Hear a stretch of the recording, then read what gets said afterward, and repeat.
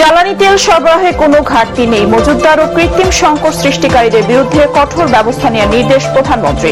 সড়কে শৃঙ্খলা ফেরাতে সংশ্লিষ্টদের তাগিদ।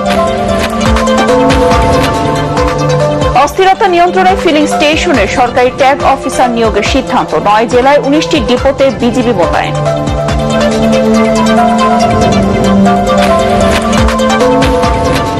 পুরনো পোশাকে ফিরছে পুলিশ। রাজশাহীর সারদায় স্বরাষ্ট্রমন্ত্রী। রাজনৈতিক হস্তক্ষেপ বন্ধে কাজ করছে পুলিশ সংস্কার কমিশন। অচিরেই সুফল মেলার আশা। রাজধানীতে বাড়ছে মশার উৎপাত। আবারও চোখ রাঙাচ্ছে ডেঙ্গু। পরিস্থিতি ভয়াবহ হওয়ার আগেই সমন্বিত উদ্যোগ নেওয়ার তাগিদ বিশেষজ্ঞদের।